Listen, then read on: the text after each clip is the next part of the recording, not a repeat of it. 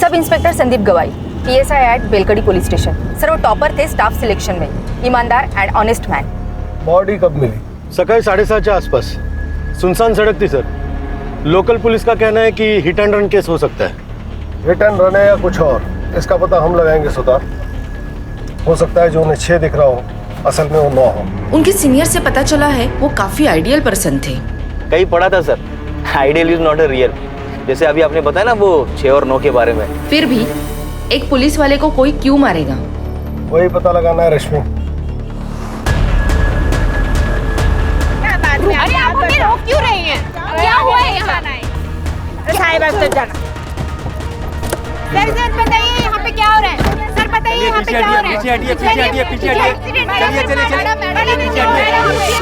रुको, देखिए मैं पत्रकार तो हूँ नहीं जो यहाँ वहाँ की बातें सुन के स्टेटमेंट बना दूँ।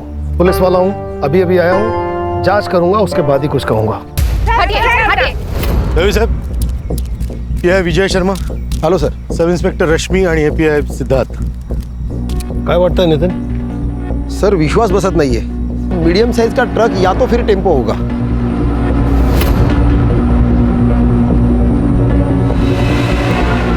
ये हिट एंड रन नहीं, मर्डर है। हिट एंड रन के केस में बॉडी पे अक्सर ऐसे टायर के मार्क्स नहीं होते। हिट एंड रन के केस में अक्सर बॉडी पार्ट जैसे ब्रेन, हार्ट, रीढ़ की हड्डी ये डैमेज होता है और उसके बाद इस पे ट्रक चला है तब तक जब तक ये मर नहीं गया। सर बहुत ही बहरे में से मारा है। सर के पीछे वार किया गया और फिर बाद में ट्रक से कुचल दिया गया। ठीक से चेक करो इसे। रश्मि, इस केस से जुड़े सारे डिटेल्स चाहिए और संदीप के पर्सनल डिटेल्स भी। जलगांव के बेलकड़ी गांव पुलिस चौकी के PSI संदीप गवई की बेरहमी से मौत हो चुकी है। क्या ये हिट एंड रन केस है या फिर उनका मर्डर? पुलिस को उनकी बॉडी एक सुनसान सड़क से मिली।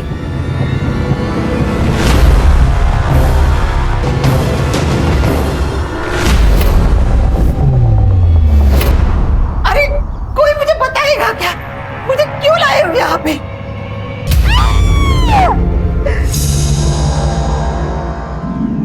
सर, संदीप की मां ये मानने को तैयार ही नहीं है कि संदीप की मौत हो चुकी है। कैसे मानेगी सर? संदीप के सिवा उसका दुनिया में कोई नहीं था। अगले हफ्ते संदीप की शादी थी। नितिन सर, शादी में सिर्फ लड्डू खाने मत आना, 2 दिन पहले सब काम करने के लिए आना है। हो काकू, पक्का आऊंगा, नक्की। काकू बोल के मस्का मत लगाओ। आना है मतलब आना है। ये देखो मेरा बेटा आ गया। आप लोग नहीं आएंगे ना तो ये शादी के फेरे भी नहीं लेगा। तू यहाँ भी शुरू हो गई। अरे नितिन सर सॉरी, आप प्लीज तू चल घरी. अरे मी नाही बोलत होते. नितिन सर हळदीला पण यायचं. अरे मला सांगू दे, असं काय करतो तू? संदीप ऐसे किसी केस में इन्वेस्टिगेशन कर रहा था जिसमें उसकी जान को खतरा हो? नहीं सर, पर हाँ वो प्राइवेटली कुछ ढूंढ रहा था, उसके बारे में मुझे कुछ नहीं पता। हाँ सर, 3 महीने पहले सर का यहाँ पोस्टिंग हुआ था, तब से मैं उनके साथ हूँ, लेकिन मुझे भी पता नहीं चला कि वो आखिर ढूंढ क्या रहे हैं। नितिन, तुम्हारे हिसाब से संदीप ऑनेस्ट, स्ट्रिक्ट और उसूलों वाला इंसान था, फिर ये लुका छिपी क्यों? ऐसा कौन सा केस था जो उसने तुम्हें बताना भी जरूरी नहीं समझा? सर, कल शाम 7:30 बजे प्रिया साठे नाम के किसी लड़के ने संदीप को कॉल किया था। मैंने कॉल लॉग चेक किए तो पता चला कि पिछले 4 दिनों से उनकी कंटिन्यूअसली बातें चल रही थी। संदीप के फोन की पूरी CDR मुझे चाहिए। जी सर। कौन है प्रिया साठे, जानते हो? हाँ सर, उन दोनों के बीच कुछ तो था, पर क्या था वो मुझे पता नहीं। उस दिन मैंने उसे पहली बार देखा था। प्रिया, थांबे, गाड़ी थांबव.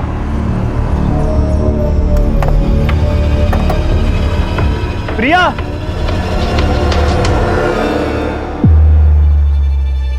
मैंने सर से पूछा कि वो लड़की कौन थी, तभी उन्होंने मुझे बताया कि वो उनके कॉलेज की पुरानी फ्रेंड थी। लेकिन दूसरी बार जब मैं ड्यूटी खत्म करके घर जा रहा था, 2 लोग अकेले सुनसान जगह पे हाथ पकड़ के बैठे रहेंगे, तो इसका क्या मतलब हो सकता है सर? बाद में मुझे पता चला कि प्रिया शादीशुदा है। 1 साल पहले ही उसकी शादी हो चुकी है। मैंने उन्हें बहुत समझाने की कोशिश की, पर आखिर में जूनियर हूं सर, मेरी कौन सुनेगा?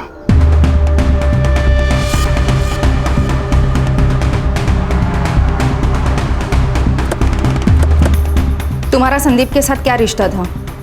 हम कॉलेज के दोस्त थे। कॉलेज के बाद किसी से कांटेक्ट नहीं था। हम दोनों भी अभी कुछ हफ्तों पहले ही मिले थे। तुम्हारे पति को पता है तुम्हारे और संदीप के बारे में? नहीं, मैंने उन्हें कभी नहीं बताया। क्यों? क्योंकि मुझे जरूरी नहीं लगा। संदीप और मैं दोस्त है, इससे आप लोगों को क्या प्रॉब्लम है? मैडम, जब दोस्त का मर्डर हो जाएगा तो सवाल उठेंगे और प्रॉब्लम भी होगी। लेकिन मुझ पर क्यों? हो सकता है कि आप दोनों का रिश्ता दोस्त से बढ़कर था और आप दोनों के इस रिश्ते के बारे में आपके पति मकरंद को इस बात का पता चल गया और उसने गुस्से में आकर संदीप का खून कर दिया। ये आप क्या बोल रहे हो? धोखा अक्सर मतलब पूरा होने के बाद ही दिया जाता है। ऐसा कौन सा मकसद था मैडम जो संदीप ने पूरा कर दिया था? बंद कीजिए ड्रामा। संदीप मेरे भाई की तरह था। तो आपके भाई साहब के बारे में आपके पतिदेव को आपने क्यों कुछ नहीं बताया? क्यों सब छुपा के रखा? म्हणजे काहीतरी होतच ना। ऐसा कुछ नहीं है। मकरंद से मैं प्यार करती हूँ और हम दोनों खुश हैं। करता क्या है ये मकरंद? जी, उनका दाल चावल का होलसेल का बिजनेस है और उसी सिलसिले में उनका जलगांव जाना होता है। मोबाइल नंबर दीजिए उनका। सर, मुझे तो लव ट्रायंगल की बू आ रही है। लव ट्रायंगल में किसी एक का मरना तय है, ये तो इतिहास में लिखा हुआ है। सुतार, इस मकरंद और संदीप के बारे में सारी डिटेल पता करो। और रश्मि, प्रिया के बारे में सब पता करके बताओ। सर, ये प्रिया तो डॉक्टर राजा आठवले की बेटी है।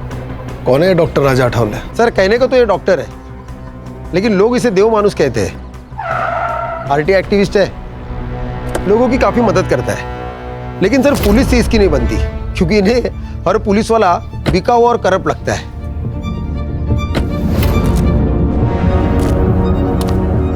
अरे राजा साहब, आप क्या हुआ? क्या हुआ तुम्हें नहीं पता? जब जनता का सेवक ही जनता की सेवा ना करे तो मुझे तो आना ही पड़ेगा ना। ये मंजरी है, इसके पुरखों की जमीन को एक लोकल गुंडा हड़पना चाहता है। इसने कंप्लेंट दी पर तुम लोगों ने कोई एक्शन नहीं लिया। दरअसल राजा साहब, वो हुआ ये कि क्या क्या वो क्या मतलब? ये विधवा है तो इसकी कंप्लेंट को तुम सीरियसली नहीं लोगे? ये मत समझना कि अकेली है, इसका भाई अभी जिंदा है, राजा आठवले। और सुनो, अगर कल तक उस रघु का तुमने कोई बंदोबस्त नहीं किया ना तो परसों बिना बताए अपना रेजिग्नेशन डाल देना। रश्मि, ये तो एक अलग ही एंगल निकल के आ गया। कहीं ऐसा तो नहीं कि प्रिया के पिता डॉक्टर राजा आठवले को संदीप और प्रिया के बारे में पता पड़ गया और उसने गुस्से में आकर संदीप को मरवा दिया? सर, कहने को तो बहुत कुछ हो सकता है, लेकिन हम उस पर डायरेक्ट डाउट नहीं ले सकते। बड़े चाहने वाले हैं उसके। सर, अगर वो इन्वॉल्व है तो पूरे सबूत के साथ जाना पड़ेगा। कहाँ है इस डॉक्टर साहब और देव मानुष का क्लिनिक? आ जाओ। सर, आप निकल रहे हैं? हाँ, आज थोड़ा लेट हो गया। वो मैं आपके लिए मच्छी करी लेकर आई थी। अरे वाह, मतलब तुम्हें मेरा वीक पॉइंट मालूम है कि मुझे मच्छी करी बहुत पसंद है, वो भी तुम्हारे हाथों की। तो ठीक है, थोड़ा लेट और सही। एक काम करो, तुम प्लेट्स लगाओ, मैं हाथ धोकर आता हूँ। ठीक है?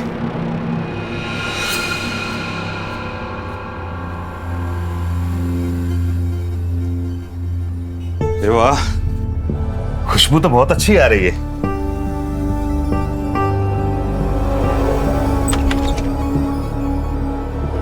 अरे भाई को आना, देख रुक्मणी फिश फ्राई से लेकर आई है। ताई, या ना, मैं आपके लिए भी प्लेट लगाती हूँ।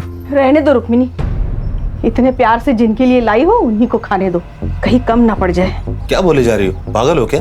आप क्यों भूल जाते हैं कि आपका एक घर है, बीवी है, परिवार है जो आपके लिए वेट कर रहा है, पर आप हमारी परवाह किए बगैर यहाँ एक पराई औरत के साथ खाना खा रहे हैं।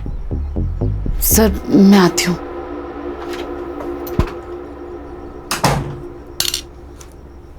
मेघा, बोलने से पहले सोच तो लिया करो। कोई विधवा है, उसकी कोई फैमिली नहीं है, अपने पैरों पर स्टैंड हो जाए इसलिए मैंने उसे नौकरी दी, इज्जत की जिंदगी दी। तो तुम हम दोनों के बारे में शर्म आती है मुझे तुम्हारे ऊपर। तो क्या कहूँ, सुबह क्लिनिक के लिए जल्दी चले जाते हो, रात में लेट आते हो। पेशेंट होते हैं मेघा, इसलिए देर हो जाती है। गंद भरा है तुम्हारे दिमाग में, निकालो से बाहर।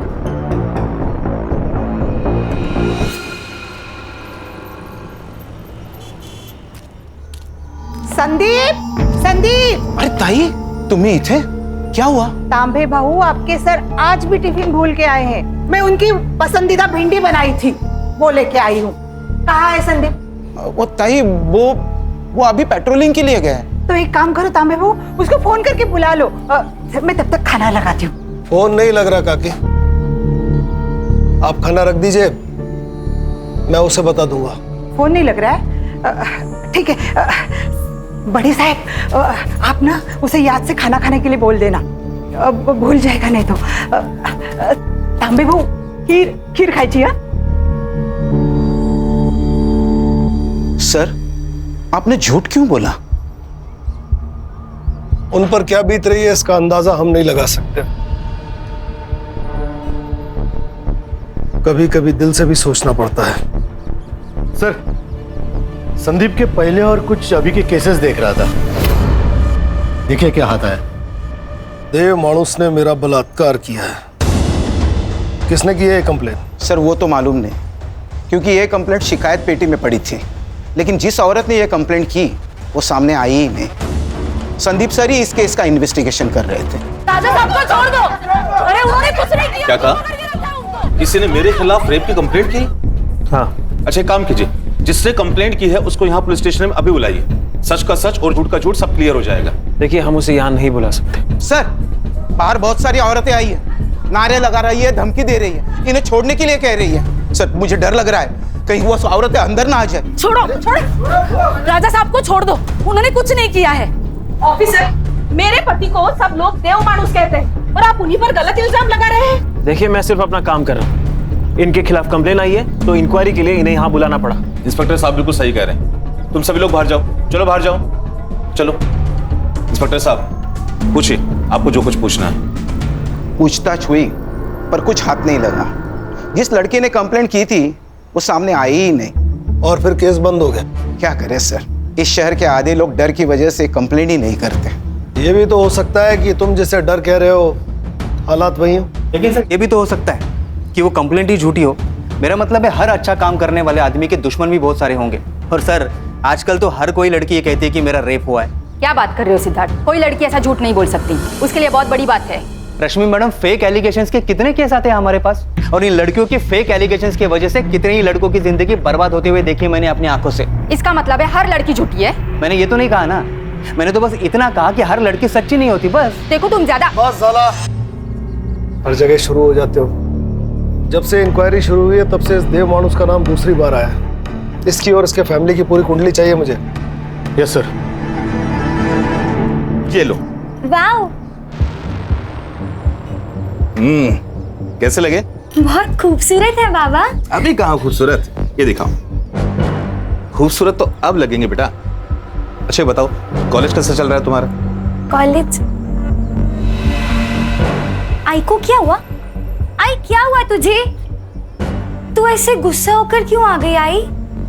अरे कुछ नहीं हुआ, ये तेरी आई मुझसे गुस्सा है। क्या है ना, उसे लगता है कि मैं तुझे टाइम नहीं दे पाता। आई, ये सब बाबा अपने लिए ही तो करते हैं ना, सब इन्हें देव मानुस बोलते हैं, पर मेरे लिए तो मेरे बाबा एकदम सुपर हीरो जैसे हैं। सुनाएगा? तुझे कॉलेज के लिए लेट नहीं हो रहा है? ओ हाँ, मैं बैग लेकर आई। हाँ ठीक है बेटा, जल्दी आना, मैं तुम्हें ड्रॉप कर दूंगा, है ना? वो चले जाएगी। आई, मैं ना आते आते दीदी के घर होते हुए आऊंगी। बाय। चलो बाबू, चलो। हाँ चलो चलो, आओ। चलो मेघा, शाम को मिलता हूँ। देख, तू अच्छे से पढ़ाई करेगी ना, मैं तेरा एडमिशन मुंबई के सेंट मेरी कॉलेज में कराऊंगी। फिर तू मुंबई में रहेगी और वहीं से पढ़ाई करेगी। अरे दीदी, लेकिन उसके लिए तो कितने सारे पैसे चाहिए ना, हम कहाँ से लेंगे इतने सारे पैसे? तो उसकी चिंता मत कर, मैं मैनेज कर लूंगी। बस तू पढ़ाई पे ध्यान देना। और चाहिए? नहीं दीदी, बस हो गया।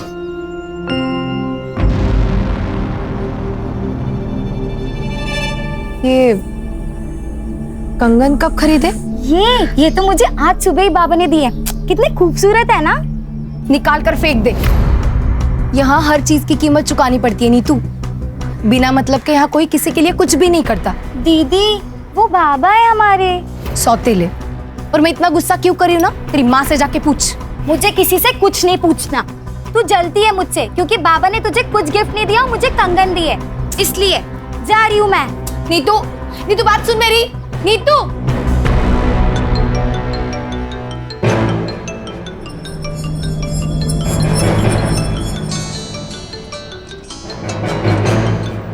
हेलो। देखकर अनदेखा अच्छा कर लेती है तू माँ है या चुड़ैल? शर्म नहीं आती तुझे? प्रिया तुम शांत हो जा। कैसे शांत रहूं आई? पहले बालिया, अब ये कंगन, ये सब किस और जा रहा है ना, सब समझ रही हूं मैं। देख तू चुप बैठ। चुप रहकर ही तो सब कुछ सह लिया, लेकिन नीतू ये नहीं सहेगी। अब तो समझ आई, बचा लिया अपनी बेटी को।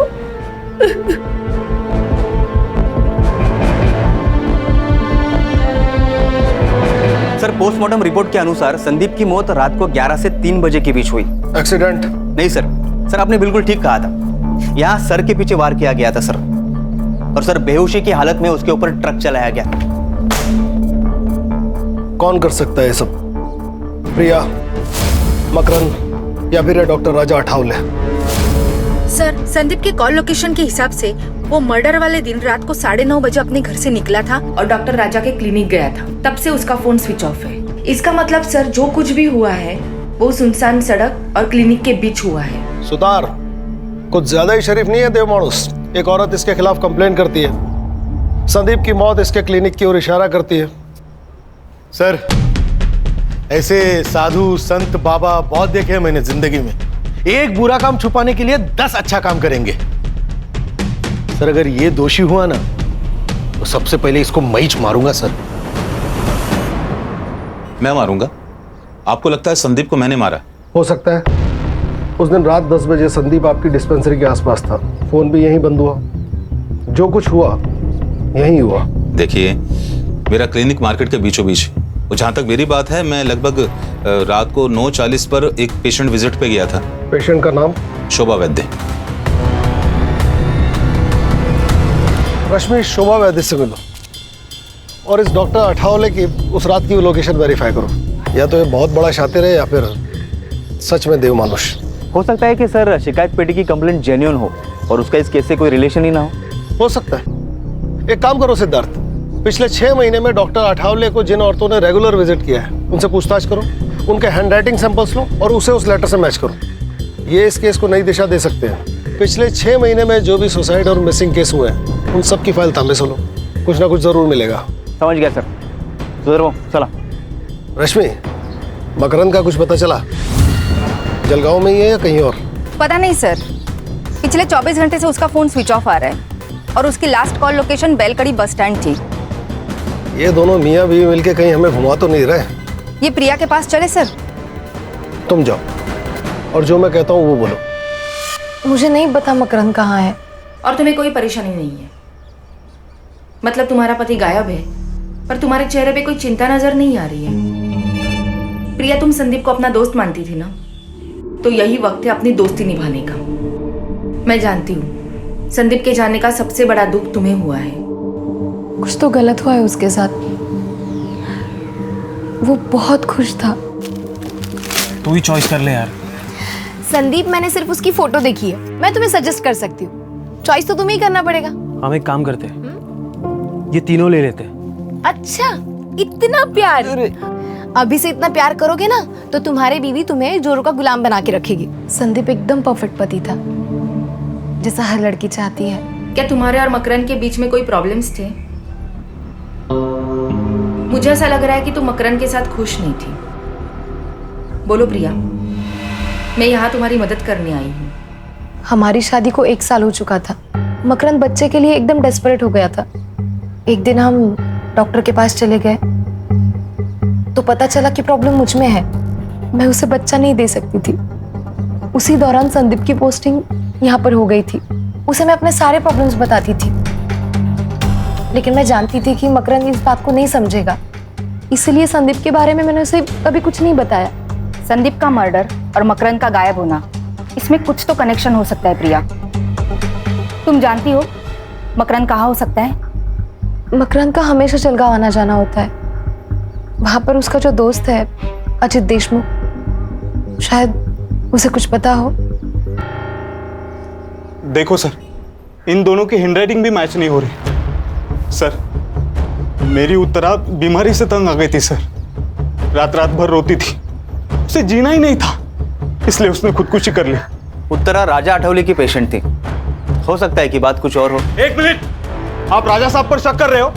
अरे देव मानुस है वो, मैं आज जो स्कूल में क्लर्क की जॉब कर रहा हूं ना, उनकी वजह से मुझे और उत्तरा को हमारे बुरे समय से उन्होंने निकाला था। देखिए सर, मुझे इस बारे में आपसे कोई बात नहीं करनी, आप प्लीज जाइए। मेरे पति को मरे बहुत साल हो गए सर। ये कौन सा एप्लीकेशन फॉर्म है? क्या है ना मैडम, हम ग्राम पंचायत से आए हैं। वो क्या है ना, सरकारी कामकाज रहता है तो रोज नए नए फॉर्म, नए नए कागज लगते रहते हैं। बस अब हाँ, आप बस ये फॉर्म भर कर दीजिएगा, बाकी हम लोग देख लेंगे। हाँ ये लीजिए बस। ये लीजिए।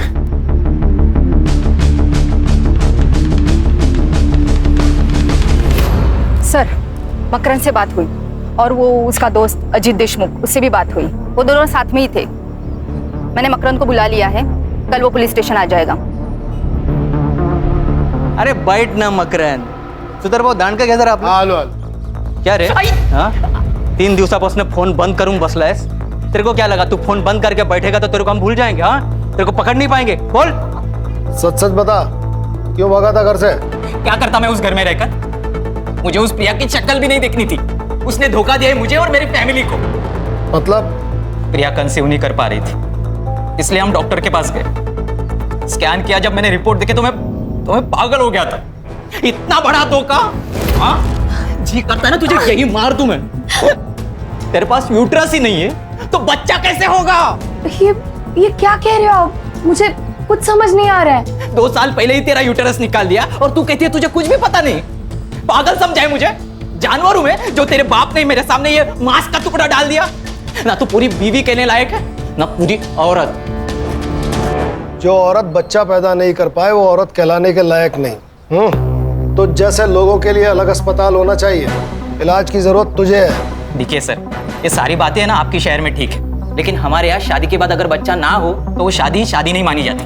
अच्छा, तो अधूरी शादी को पूरा करने के लिए अफेयर किया तूने? क्या बकवास कर रहे हो आप? ये सब अरे सर रहने दीजिए। अरे मैं देखता हूँ ना इसे। अरे बकना आगे और उसके बाद उल्टा जवाब दिया ना, समझ लेना। बताता हूँ। प्रिया से दूर रहने के लिए मैं मेरे दोस्त अजीत के पास सातारा में रहने गया। वहाँ मेरी मुलाकात अजीत की बहन कविता से हुई। हम दोनों एक दूसरे से प्यार करने लगे और हमने शादी करने का फैसला किया। मुझे प्रिया से और प्रिया की फैमिली से कोई दुश्मनी नहीं है। बस मुझे खुश रहना है। तू जानता था संदीप और प्रिया की दोस्ती के बारे में?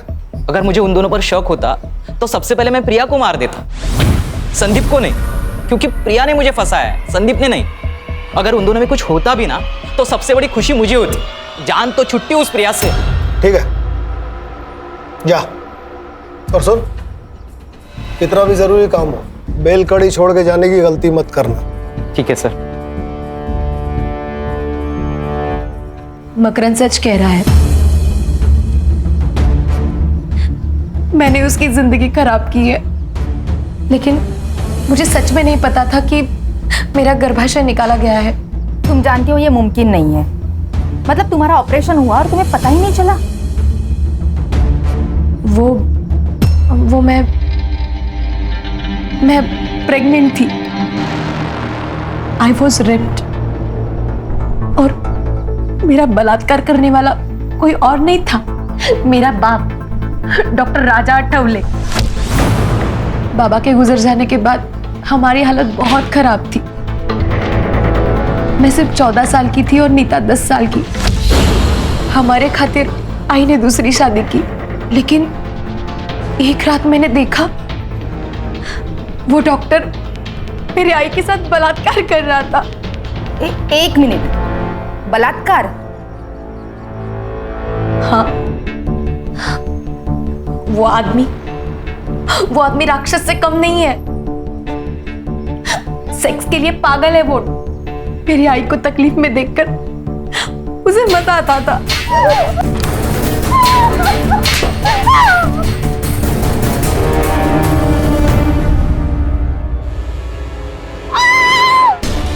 वो चीखती थी, चिल्लाती थी, लेकिन वो रुकता नहीं था। मुझे उससे बहुत डर लगता था।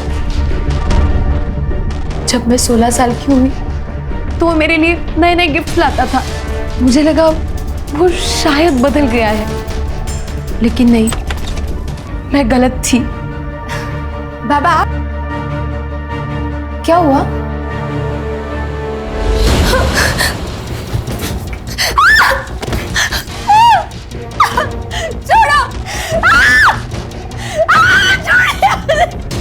तुम्हारी माँ को ये सब पता था?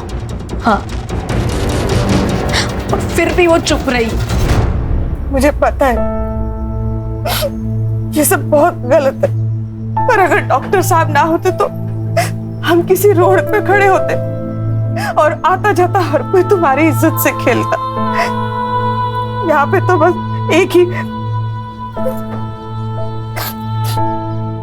भी तुझे पुढे हाथ जोड़ते, किसी से कुछ मत कहना, कुछ मत कहना। फिर 2 साल मेरे साथ ये रोज होता रहा। जब मैं प्रेग्नेंट हुई तो आई ने मेरे अबॉर्शन के साथ मेरा गर्भाशय में निकलवा दिया, और ये बात मुझे मकरंद से पता चली। बहुत गुस्सा आया था मुझे। क्यों आई, क्यों? मुझे लगा था शादी के बाद मेरी तकलीफ कम हो जाएगी, लेकिन तूने मेरी शादी भी तोड़ दी। मकरंद मुझसे अलग होना चाहता है, मैं क्या करूं? हाँ, फिर से तेरे पास आके रहूं और बार बार तेरा पति मेरा रेप करे? यही चाहती है ना तू? यही चाहती है ना?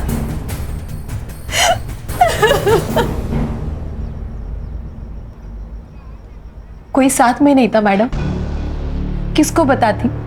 तभी मेरी मुलाकात संदीप से हुई। मैं उसे सब कुछ बताती थी, उसी के सामने रोती थी। चुप रहकर कुछ नहीं मिलेगा प्रिया, तुम्हें बोलना पड़ेगा। सब खत्म हो जाएगा संदीप। तो अब क्या ठीक चल रहा है प्रिया? देखो, अगर तुम ऑफिशियल रेप की कंप्लेंट नहीं डालोगे तो मुझे ये केस अपने हिसाब से हैंडल करना पड़ेगा, और कुछ भी हो जाए मैं तुम्हें इंसाफ दिलवा कर ही रहूंगा।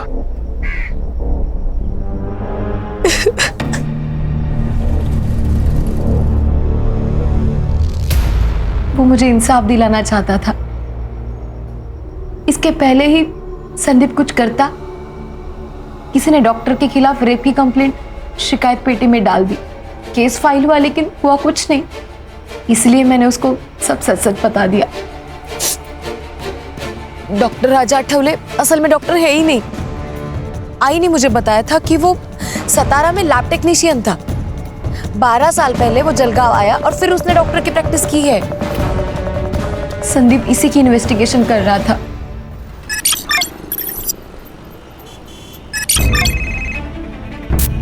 हाँ बोलो सुतार। सर, शिकायत पेटी की हैंडराइटिंग मैच हो गई सर। किसके साथ? शोभा वैद्य, जिससे मिलने उस रात राजा आठवले गया था। कभी कभी ऐसे लगता है कि मैं उसे ये बात नहीं बताती तो शायद आज संदीप जिंदा होता। ये सब कुछ मेरी वजह से ही हुआ है। सब कुछ मेरी वजह से। सही थे सर, आप बहुत शातिर कौवा है ये। साधूच्या वेशात राक्षस है। अब इस राक्षस के उद्धार का वक्त आ गया सुतार। पक्के सबूत जुटाओ इसके खिलाफ, फिर निकालेंगे इसकी बारात पूरे शहर में। सुतार, पता लगाओ अभी इसका टारगेट कौन है, किसका इलाज चल रहा है वहां फिलहाल। रश्मि, अगर संदीप को यह पता था कि यह डॉक्टर फेक है तो उसने इसके खिलाफ मेडिकल काउंसिल में कांटेक्ट किया होगा। पता लगाओ। Yes sir. हैंडराइटिंग के बारे में कुछ पता चला? अपने हैंडराइटिंग एक्सपर्ट उस पर काम कर रहे हैं, वो भी मिल जाएगी सर। टाइम नहीं है। अगर सबूत मिलने से पहले डॉक्टर गायब हो गया तुम सबको गायब कर दूंगा। आप लोग यहाँ सब गप्पे मार रहे हैं, मेरी बेटी की शादी है। तांबी बहू, ये मिठाई पूरे पुलिस स्टेशन को बांट दो।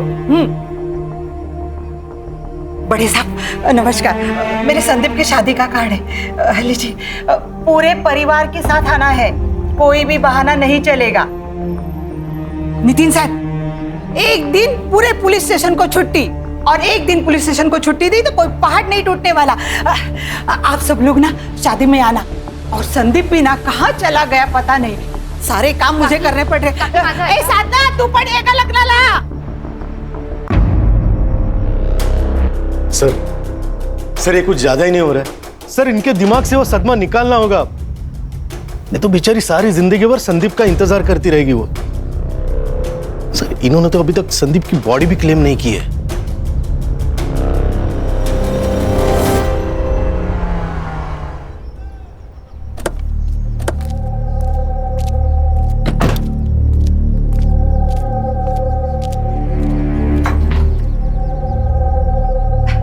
अरे आप सब लोग आ गए।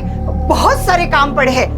मुझे ना खाना बनाने वाले के पास भी जाना है। और तांबे बहू, शादी के दिन आपको ही गाड़ी सजानी है। हाँ, और ना क्या मैं लाल बत्ती की पुलिस की गाड़ी में थोड़ी ना मैं बहू को लेके आऊंगी।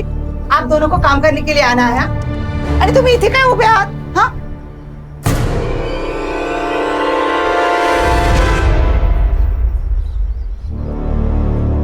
क्या हुआ? ये तो सो रहा है। संदीप का एक्सीडेंट हो गया, वो बच नहीं सका। बड़े सब क्या बोल रहे हैं? ये तो सो रहा है। संदीप अब नहीं रहा काकी, उसकी बॉडी डैमेज हो गई है। आज अंतिम संस्कार करना है। आखिरी बार उसका चेहरा देख लीजिए।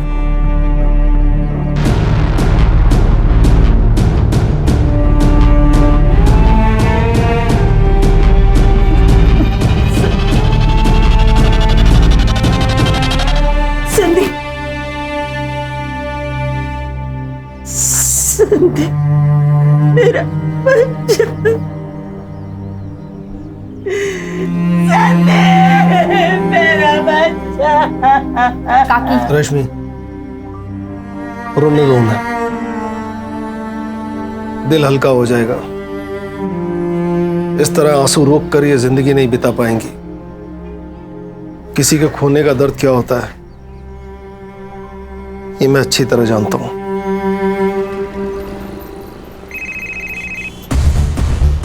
हाँ बोलो सुतार। सर शिकायत पेटी की हैंडराइटिंग मैच हो गई सर। किसके साथ? शोभा वैद्य, जिससे मिलने उस रात राजा आठवले गया था। तुम्हारी हैंडराइटिंग इस लेटर से मैच हो रही है जिसमें तुमने लिखा है कि देव मानुस ने तुम्हारा बलात्कार किया है। और उसी देव मानुस ने कहा कि संदीप के मर्डर की रात वो आपके साथ था, आपसे मिलने आपके घर गया था, जबकि आपके फोन की लोकेशन उस रात डॉक्टर के क्लिनिक की थी। और अगर आप क्लिनिक पर थी तो डॉक्टर साहब वहां पर क्या कर रहे थे? सर, कुठला आता हाँ? भांडा फूट चुका है। अब सच बोलिए, नहीं तो ना खून का चार्ज लगाकर ये केस इधर ही बंद कर देंगे अब। और आपको बेटे को आपको मिलने के लिए जेल आना पड़ेगा।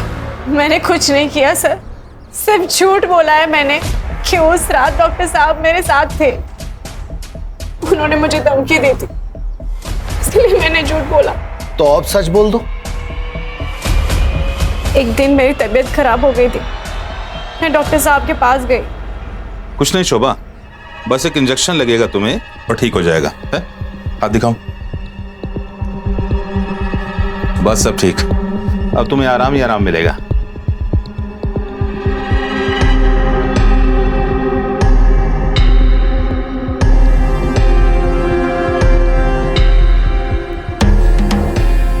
उसके बाद ये हर रोज होता रहा। तो तुमने पुलिस स्टेशन आके कंप्लेंट क्यों नहीं की? हमारी हालत बहुत खराब थी मैम, खाने तक को पैसे नहीं थे। डॉक्टर साहब आते, मुझे पैसे देते और उसके बाद मुझे अपने आप से घिन आने लगी। मुझे ये सब बंद करना था सर, इसीलिए मैंने शिकायत पेटी में चिट्ठी डाल दी। तो जब पुलिस आपके दरवाजे आई तो सच क्यों नहीं बोला? डर गई थी सर मैं कि अगले दिन अगर डॉक्टर साहब छूट के आ जाते तो वो मुझे भी मार डालते। मुझे भी? मतलब? उस रात डॉक्टर साहब ने मुझे क्लिनिक बुलाया था, वहां संदीप सर भी आए थे। डॉक्टर का धर्म होता है जिंदगी देना, जिंदगी लेना नहीं। पर ये तू नहीं समझ पाएगा क्योंकि तू डॉक्टर है ही नहीं। इंक्वायरी की है मैंने तेरी, ये जो डिग्रियां लटकाई हुई है ना सब फेक है। कौन यकीन करेगा रे तेरा? देव माणूस है मैं, देव माणूस। दबाओ यहां से, तेरा पैसा पहुंच जाएगा स्टेशन में। अपनी बेटी का बलात्कार कर दिया, उसका यूट्रस निकाल दिया ताकि वो फिर से प्रेग्नेंट ना हो पाए। तू देव मानुस नहीं है, तू राक्षस है, राक्षस।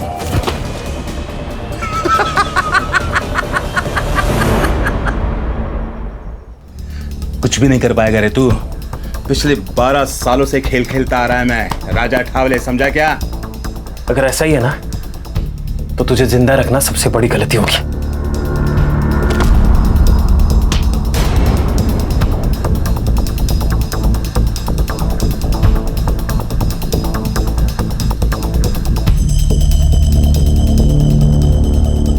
तू क्यों डर रही है? अरे हमारा नहीं है, बेहोश हुआ है बस। तू फोन दे, दे लवकर, दे दे दे। अरे दे। हाँ सुन, राजा बोल रहा हूँ। किसको कॉल किया था उसने? किसको कॉल किया था? पता नहीं, पर बाद में बोला कि घर जाओ। और जब सुबह न्यूज़ देखा तो पता चला उन्होंने संदीप सर को मार दिया था।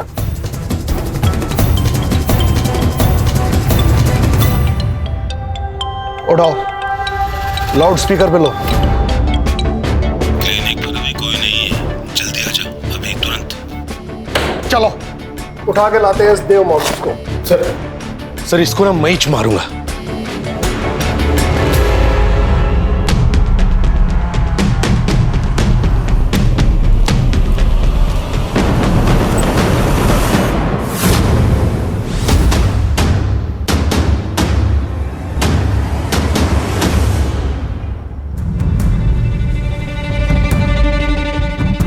Sir, he is no more.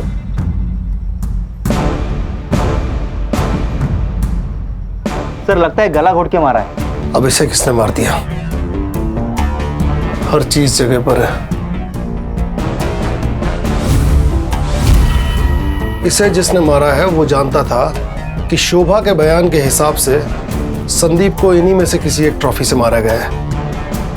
In trophies को फॉरेंसिक के लिए भेजो Sutar. Yes sir. Sir Raja ने शोभा को कॉल किया था और उसके 2 मिनट बाद इस सेल पर और एक फोन आया था। किसका? मकरंद का। हेलो, ओके ठीक है सर। ये देखिए, राजा ने उस रात शोभा के फोन से मकरंद के दोस्त अजित को कॉल किया था। इस मकरंद के फोन को ट्रेस पे डालो। सुधार, बॉडी को पोस्टमार्टम के लिए भेजो। उस रात राजा ने शोभा के फोन से अजीत को फोन किया। अजीत का फोन मकरंद ने उठाया क्योंकि अजीत और मकरंद दोनों साथ थे और मकरंद यहां उसकी मदद करने आ गया। सर, मकरंद की लोकेशन मिल गई है। प्लीज मुझे मत मारो मकरंद, प्लीज मत मारो। दूरी तो भेज रहा हूँ तुम्हें मैं, तुम्हारे बाबा के पास। मुझे जो चाहिए था वो तुम दे नहीं सकती, और तुम्हारे बाप से जो चाहिए था वो मुझे मिल चुका है। अब तुम्हारा जिंदा रहने का कोई भी मतलब नहीं है। हाँ, अगर मुझे और कविता को खुश रहना है तो तुम्हारा मरना जरूरी है। Good bye. मकरंद, छोड़ दो उसे। चल, ठीक हो? चल।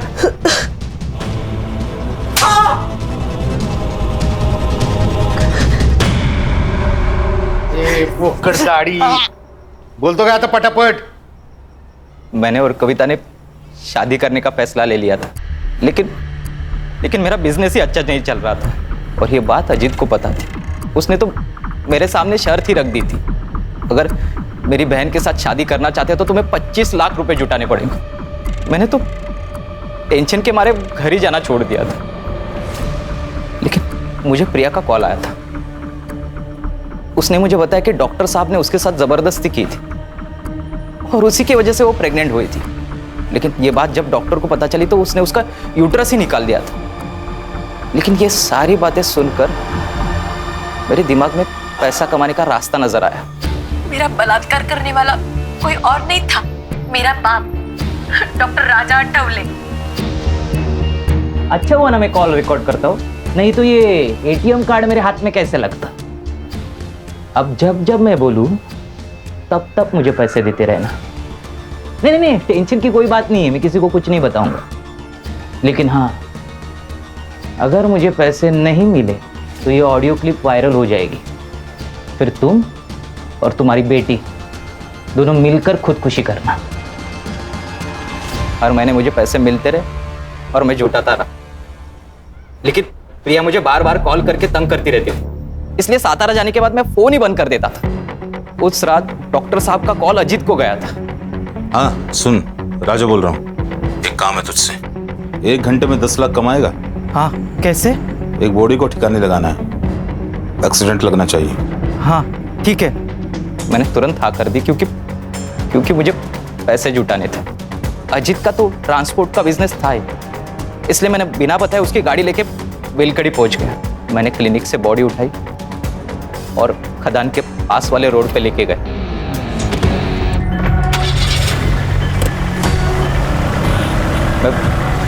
सुबह जब मैं बेलकड़ी पहुंचा तो मुझे पता चला कि वो एक पुलिस वाला था। जलगांव के बेलकड़ी गांव पुलिस चौकी के पीएसआई संदीप गवई की बेरहमी से मौत हो चुकी है। डॉक्टर साहब ने मेरे साथ बहुत बड़ा गेम खेला था, उसकी आइडेंटिटी मुझसे छुपा कर रखी थी। डॉक्टर राजा तुझे बाद में भी पैसे देता था ना, सोने का अंडा देने वाली मुर्गी को मार क्यों दिया? मुझे टिप मिली थी। डॉक्टर साहब ने अपनी जमीन बेचकर 3.5 करोड़ रुपए जमा किए थे, लेकिन जो खरीदार था उसकी एग्रीमेंट होने से पहले ही मौत हो चुकी थी, तो बेसिकली ये पैसा ब्लैक हो चुका था। मैंने सोचा क्यों ना पैसा ये मेरा हो जाए, इसलिए मैंने वो पैसा डॉक्टर साहब से कैसे निकालूं ये प्लान बनाया। मकरंद, मैं तुम्हें 10 लाख रुपए दूंगा, 1 लाख रुपए एक्स्ट्रा भी दूंगा। अरे नहीं चाहिए तुम्हारे 10 लाख, मुझे तुम्हारे 3.5 करोड़ रुपए चाहिए। 3.5 करोड़? हाँ, जो तुमने मुझे धोखा दिया है ना, उसका फुल एंड फाइनल अमाउंट।